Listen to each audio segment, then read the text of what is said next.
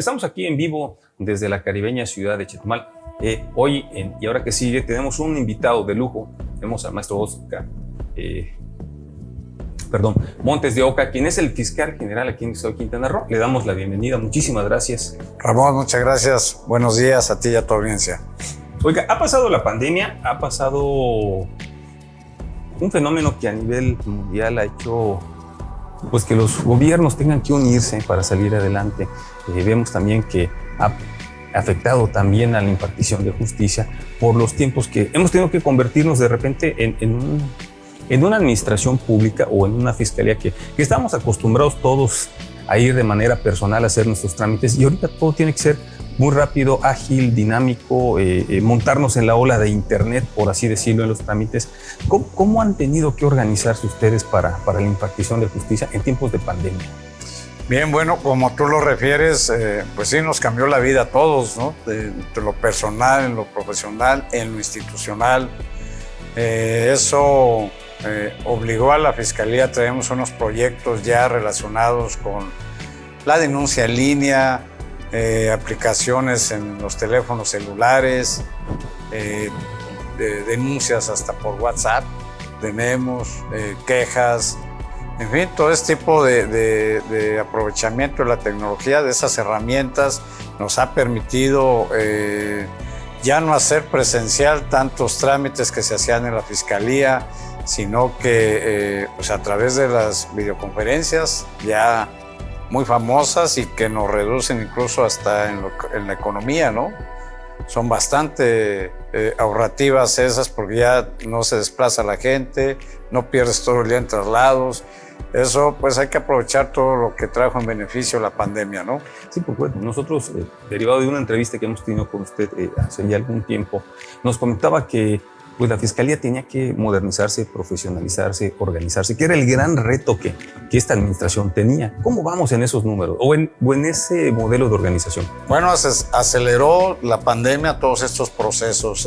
Reitero, implementamos una alerta violeta que sirve más que nada para las mujeres que son víctimas de violencia de género, que tú la activas y no solo ubica el teléfono donde estás, sino que también apertura la función auditiva y estás oyendo lo que está pasando en esos momentos en el entorno de la víctima, y eso, pues como sea, nos sirve de prueba o inhibe al agresor continuar con su conducta ilícita. También nos permite en ese momento desplazar al Ministerio Público móvil al lugar del evento y ahí aplicar las medidas de protección en favor de las mujeres, que es desde sacar al agresor de su domicilio hasta impedir que ingrese al mismo. O sea, si una dama en cualquier lugar que se encuentra en el estado de Quintana Roo, de alguna forma, por Cancún o Chetumal, ella tiene esta aplicación y la empieza a mover o usar como se maneja o manda la información, ya la Fiscalía tiene la autorización para ingresar al domicilio prácticamente. Claro, cuando tú bajas la aplicación, bueno, estás autorizando a la Fiscalía interconectarte con tu teléfono, ¿no? Pero sin embargo, con la aplicación o sin la aplicación, si nosotros sabemos de la comisión de un delito al interior de un inmueble y más donde esté en peligro la vida o la integridad física de una persona, pues puedes entrar al domicilio. Pues esto es un gran logro porque lo importante es darlo, meterle toda la promoción. Incluso nosotros como medios de comunicación pues tenemos que promocionarlo porque precisamente toca un tema que en estos últimos años o en estos últimos días como que ha habido una olla de, como diríamos, un caldo de cultivo con los grupos feministas. Hay grupos que de verdad son grupos feministas y de repente se han colado por ahí muchos grupos radicales de mujeres que no son de Chetumal, no son de Cancún, no son de Playa del Carmen, que vienen de diferentes partes de la República y están vandalizando estos movimientos y estas manifestaciones. Le pregunto, maestro, ¿qué pasa cuando los medios de comunicación toman el homicidio de una mujer, una dama, una joven, y de repente le ponen el título de feminicidio sin conocer a fondo cómo está la investigación, en qué está correlacionada esta mujer? Y todo ya se vuelve un feminicidio y esto enciende los ánimos de la sociedad civil. Bueno, primero déjame decirte, cualquier muerte es muy lamentable, quisiéramos que no ocurrieran. Sin embargo, pues es algo que debemos de atender. Los movimientos o la ideología feminista pues merece todos mis respetos. Nosotros como institución pues tenemos que atender todo este tipo de manifestaciones, estar muy puntuales con los temas de la aplicación o la procuración de justicia en los asuntos de violencia de género. En estos momentos, pues como tú sabes, el Estado tiene 3 alertas de género que están siendo atendidas por todas las dependencias del gobierno, y ahorita me remitiré a eso, si me permites hablamos de eso. Pero en cuanto a los feminicidios, mira, tenemos al día de hoy, desde 2019 al día de hoy, tenemos 46 feminicidios que están clasificados de esa forma. Lo que sí debemos de hacer es que el feminicidio está rodeado de un contexto de violencia, de otras hipótesis que va desde la exposición del cuerpo en vía pública hasta la relación que tenía la víctima-victimario antes del evento. En fin, es un entorno, un contexto de violencia que se debe dar unas circunstancias especiales para acreditar que efectivamente se trata de una violencia de género, que esa muerte atendió a una cuestión de odio o de género para poder clasificar como feminicidio. Sin embargo, todas las muertes de una mujer en el estado de Quintana Roo y a nivel nacional, estoy seguro que todo el mundo lo hace así por una recomendación de la Comisión Interamericana de Derechos Humanos, se investiga bajo el protocolo del feminicidio, es decir, son técnicas periciales que se practican en el cuerpo de la víctima para determinar si hubo violencia sexual, si hubo agresión, qué tipo de agresión. Todo ese tipo de situaciones son las que te van a llevar a determinar en su momento si hubo feminicidio o no. Pero es muy importante saber que toda muerte de una mujer en el estado de Quintana Roo se investiga bajo este protocolo. Pregunto esto porque no soy experto en el tema, pero puedo dar 2 ejemplos muy sencillos. Una ama de casa que de repente pues el marido va sufriendo niveles de incremento de violencia, un día llega, se estresa, se altera, le pega, la mata.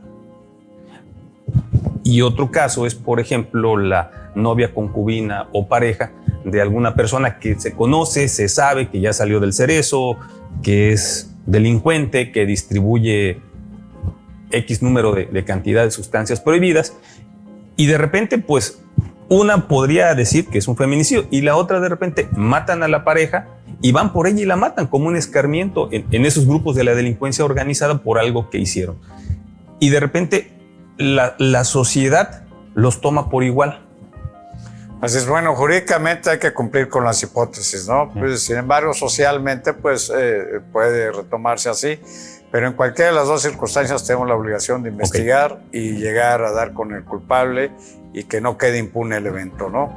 Entonces, sí estamos trabajando mucho en eso. Quiero comentarte que hay un alto porcentaje, no solo de feminicidios, sino de la violencia de género. Toda se está dando en intramuros, es decir, al interior de los domicilios. Ahora, después de los análisis que está haciendo la unidad de análisis y contexto con que cuenta la Fiscalía y que precisamente la Federación ya nos dio recursos para incrementar estas unidades de análisis que están conformadas por antropólogos, sociólogos, psicólogos, criminólogos, le da otro enfoque que no es el jurídico necesariamente a los temas de feminicidio y a los temas de violencia de género, y estamos haciendo todo ese análisis y llegamos a estas conclusiones. Las edades de la víctima y victimario están entre los 20 y 30 años, se da al interior de los inmuebles, es una violencia por reclamos de la situación económica, por cuestión de celos, por la pandemia, todo eso impacta en este tipo de delitos. Y esta información que estamos haciendo, tenemos reuniones cada lunes con todas las instancias del gobierno en la que toca los temas de violencia de género y son presididas por el gobernador, y ahí compartimos esta información para que, por ejemplo, si es un tema de adicciones, la Secretaría de Salud se encargue de dirigirse a esa comunidad, hacia ese domicilio o a esa zona crítica y haga sus esfuerzos o despliegue sus esfuerzos con la finalidad de reducir las adicciones en ese tema.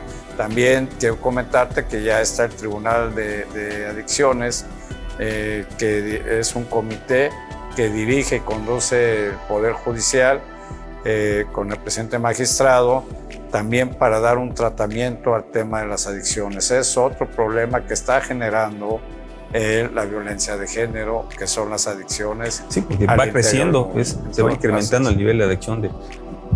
Inician los jóvenes que pues, eran en la fiesta, de repente luego se incluye en el trabajo y se vuelve como que un modelo de vida hasta que se pierde. Súmale el aislamiento, ¿no? Y todo esto de la pandemia, ¿no? Vivir en aislamiento pues genera angustia, la angustia genera crisis y la crisis genera violencia. Entonces, ese es uno de los problemas también. El tema de la comunidad lésbico, gay, bueno, ya no me acuerdo cuántos términos, porque cada año le suben un término más, que tenemos muy buenos amigos aquí en Pulso Sur, nos sigue mucha gente de esa comunidad. ¿Cómo se está trabajando? Porque ellos sufren mucho de discriminación, de violencia, incluso de amenazas. Muy importante esa pregunta que me dices, es LGBT, TIQA, ¿Más? signo de más. Lo puedes abreviar con LGBT, signo de más, ya está aceptado por la comunidad que así se pueda uno dirigir en ese lenguaje incluyente, o de la diversidad sexual. Más fácil, vamos a dejarlo así. En la diversidad sexual. Estamos trabajando en eso. Tuvimos un caso que reactivó, que retoma todos esos esfuerzos de la comunidad por evitar o prevenir este tipo de crímenes de odio. De una persona de allá de Benito Juárez que fallece por una agresión de su vecino y a su vez arrendatario, con quien ya convivía algún tiempo, estuvieron conviviendo ellos una noche anterior. Llegó un momento en que este sujeto se desata la violencia y lo priva de la vida con un arma blanca, con un golpe en la cabeza, y para tratar de borrar la evidencia provoca quemaduras en la superficie corporal de la víctima. No lo logra, se va a su casa, se duerme y al día siguiente pues empieza la investigación. Él se entrevista y dice que no pasaba nada, en fin, pero en ese momento no teníamos los datos de prueba que fueron apareciendo conforme fue avanzando la investigación. Llegamos a la conclusión de que él había participado en este lamentable hecho violento y posteriormente fue detenido.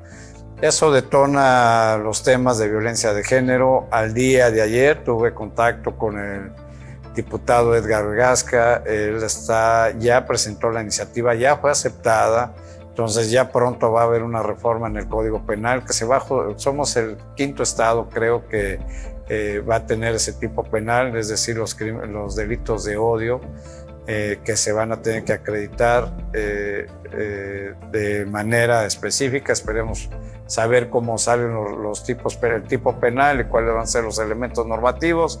Sin embargo, también la Fiscalía estamos por publicar el día de mañana pasado una circular, un acuerdo institucional donde se crean las unidades para la atención de la comunidad de la diversidad sexual. Entonces vamos a tener una unidad aquí en Otompe Blanco, otra unidad en Solidaridad y otra unidad en Benito Juárez para atender a los integrantes de la comunidad y evitar que haya un acto de discriminación o cualquier otro acto irregular. Porque de repente a lo mejor ellos van identificando a sus agresores que de alguna forma pues inician con cierto tipo de bromas, con cierto tipo de amenazas y va subiendo poco a poco el nivel de violencia. Así es. Sí, en ese caso, pues sí, hay personas que no están acostumbradas o no están acordes a eso. Sin embargo, se respetan todas las ideologías, pero sí nosotros como instituciones debemos de reconocer, debemos de estar atentos y evitar que haya actos de discriminación. Pues nosotros les felicitamos porque es una comunidad muy fuerte económicamente, muy activa, muy trabajadora. Felicitaciones al diputado Edgar Gasca porque pues representa una comunidad pues fuerte y sobre todo la sensibilidad de la Fiscalía, ¿no? Porque generalmente antes cuando llegaba gente de la comunidad de diversidad sexual a poner una denuncia, pues muchas veces los ministerios públicos pues no les hacían caso o los veían raros, ¿no? Con esto ya se profesionaliza la atención. Vamos a estar en eso. Ya entramos en contacto con la CONAPRED, que es la Comisión Nacional de Prevención de la Discriminación, que es un órgano desconcentrado de la Secretaría de Gobernación. Ya tuve dos dos entrevistas con ellos, una telefónica, otra presencial. Nos van a capacitar a los elementos que integran estas unidades de investigación para que pues tengan toda esa perspectiva de género, de la diversidad sexual, para que no haya actos de discriminación, para que tengan un lenguaje incluyente, en fin, todo este tipo de cosas, y cuando sea víctima algún integrante pueda acudir con toda la confianza a la Fiscalía, sin el temor o sin ¿Va a haber algún identificativo afuera de esa fiscalía? Podrían, sí, vamos a canalizarlos. De eso va a incluir la capacitación que nos va a dar CONAPRED, cómo orientar, cómo recibirlos, cómo atenderlos y cómo investigar. Que pues es cuando ustedes se principal. inauguren, nos encantaría que inviten a las cámaras de Pulso Sur. Claro que sí. Es más, hay que preguntarle...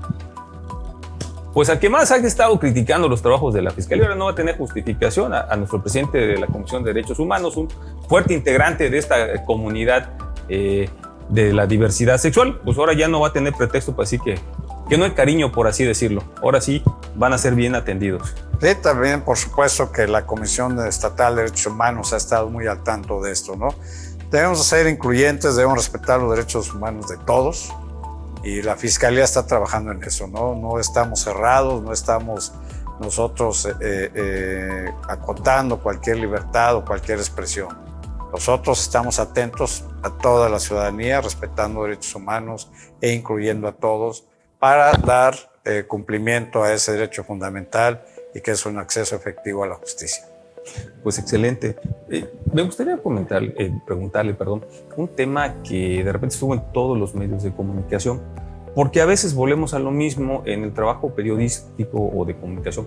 No leemos muy bien a lo mejor la carpeta de investigación o no leemos muy bien los boletines de prensa y deconstruimos la historia, como es el caso de la detención del agente Moisés por presunta complicidad con el rumano Florian Tudor. De inmediato se genera un tema muy desorganizado. ¿Qué ocurre aquí? Porque, bueno, es un elemento dentro de una institución, pero bueno, lo hace de manera personal. No quiere decir que tenga línea ni ordenamientos.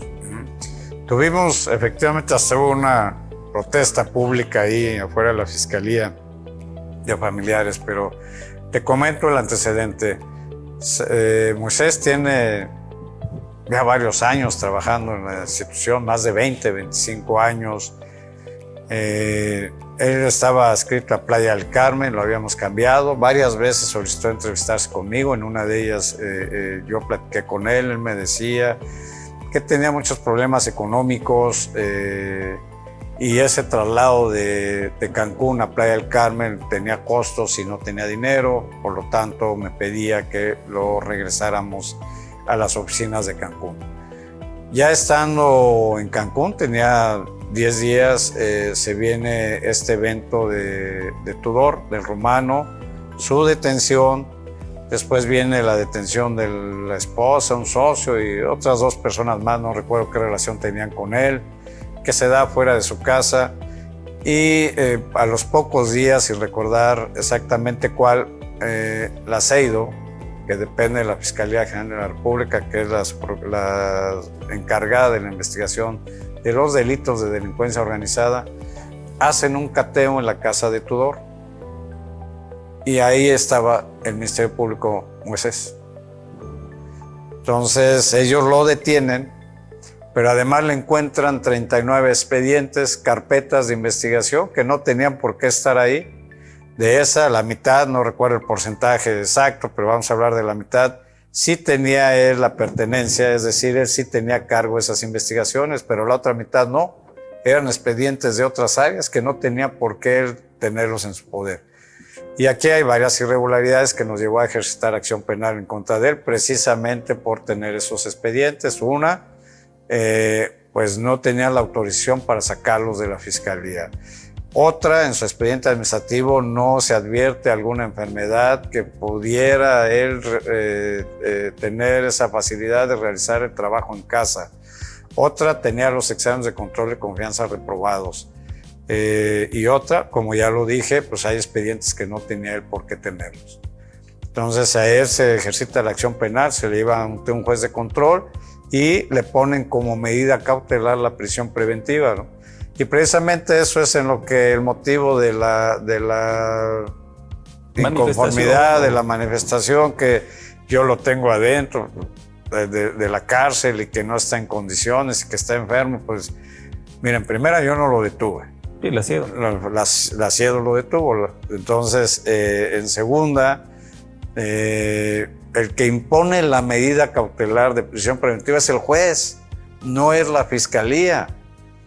Y ellos deben de saber, o su defensor debe saber, o él mismo debe de saber, con tantos años de Ministerio Público, que pues si tú vas a un juez y pides la modificación de la medida cautelar y justificas con pruebas o con todo lo que ellos dicen tener, no lo sé si lo tengan o no, las enfermedades y todo este tipo de cosas, pues el juez puede modificar esa medida cautelar. O sea, no es una situación del fiscal.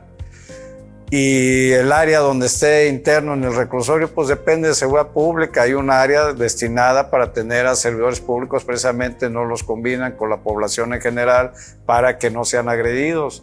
Pero no depende del fiscal, depende del secretario de Seguridad Pública. Entonces, yo puedo recibirlos abiertamente, ya les dije, porque cuando quieran y decirles estos temas, ¿no? Pero si ellos quieren protestar y de manera, no sé, si tenga un interés ajeno al legal o a que él obtenga su libertad, entonces no vamos a aceptar ninguna presión de nadie, ¿no? Ellos podrán manifestarse como quieran, pero la fiscalía no funciona con presiones. Entonces, nosotros estaremos muy atentos, los recibiremos, les daremos la garantía de audiencia y les explicaré esto que te estoy diciendo. No depende del fiscal, no tiene nada que ver el fiscal en todas esas actividades ilegales y en su situación legal actual que tiene este servidor público. Entonces, sí, qué bueno que lo mencionas. Cabe aclarar cuáles son las circunstancias y por qué está él detenido, pero que puede obtener su libertad pues, si realiza el trámite y lo justifica ante el juez. La fiscalía no tiene nada que ver. No hay una fabricación de pruebas, no hay un sembrado de pruebas, simplemente fue en flagrancia, o sea, ni para dónde, flojito y cooperando, como dirían en términos más Así es. coloquiales. Los jóvenes, ¿qué importancia tienen, saliendo un poquito de que usted pues es el fiscal del estado de Quintana Roo, como padre de familia, como ciudadano? ¿Qué consejo le daría a los papás que nos están viendo? Porque de repente los papás piensan que la policía o las instancias gubernamentales van a andar cuidando a sus hijos cuando salen al bulevar, cuando se van de fiesta, y los tiempos ya no son los mismos de hace 20, 30, 40 años. O sea, digamos que hay gente muy mala que está viendo a los jóvenes o a las muchachas pues, para ver qué les puede robar, qué les puede hacer, si los pueden drogar, los pueden enviciar. ¿Qué tienen que hacer los papás? Un consejo de usted. Porque luego, si yo lo digo, no me creen. No, yo te podría decir que la comunicación siempre va a ser fundamental, ¿no?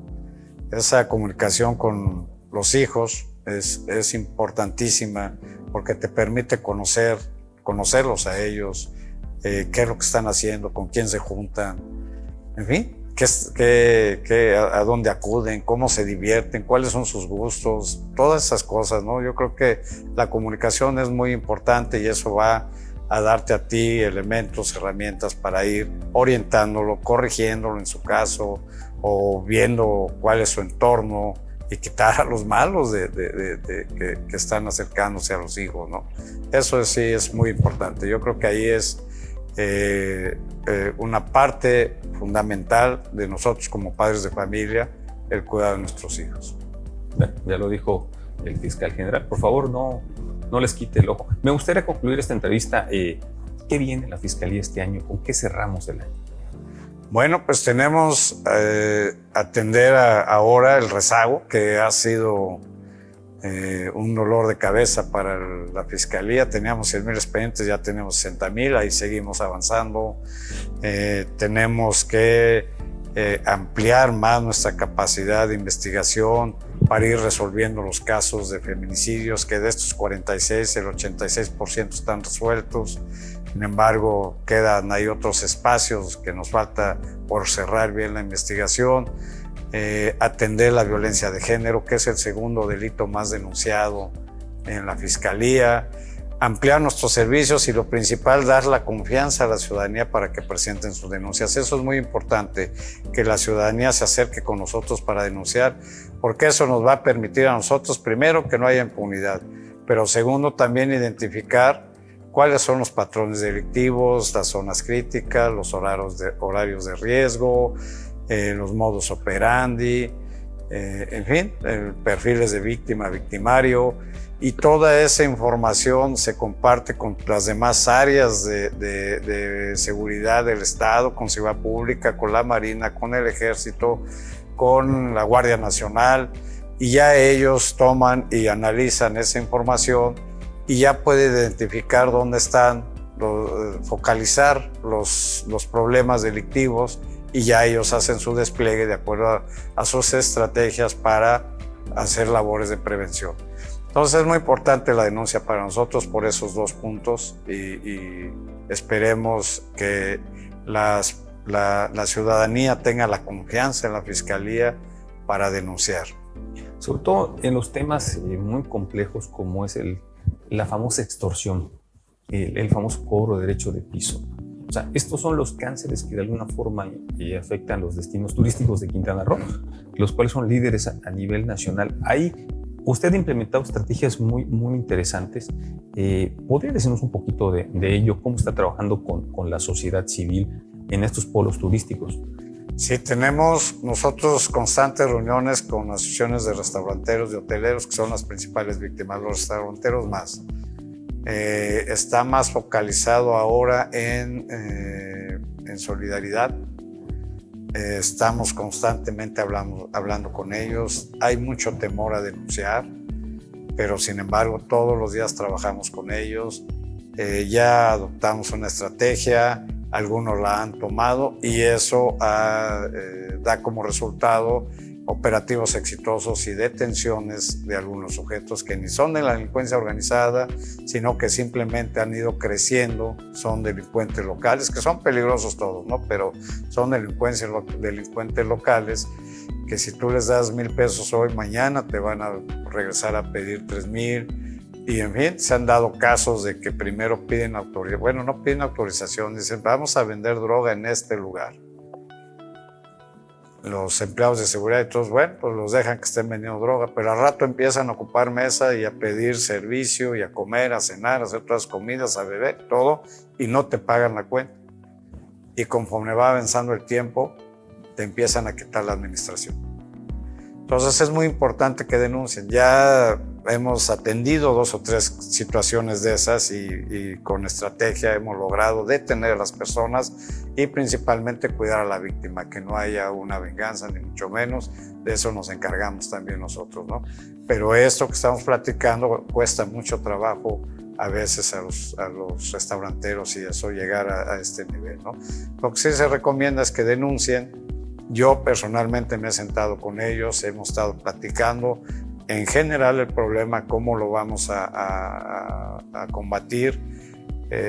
Ahora ya con la nueva administración que viene de Solidaridad, que es el foco ahorita de atención.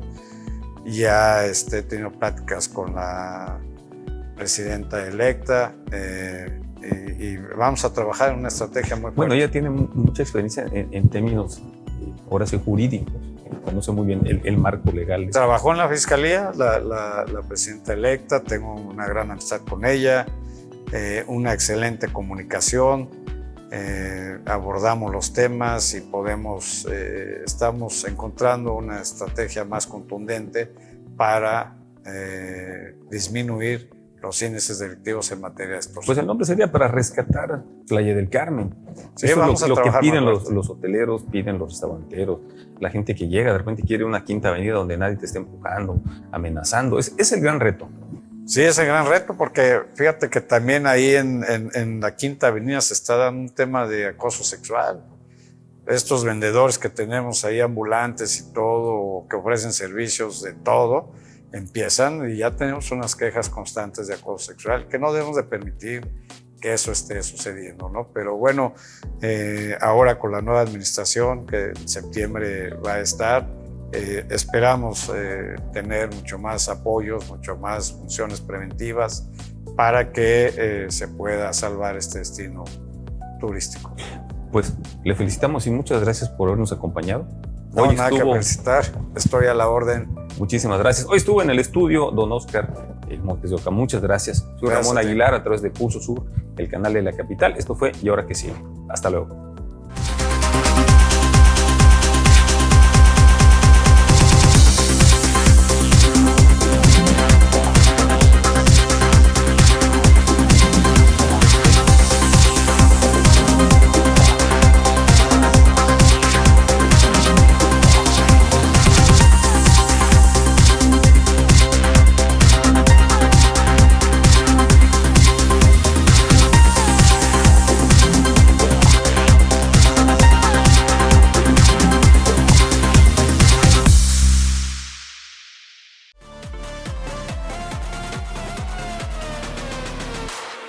Pulso Sur, el canal de la capital.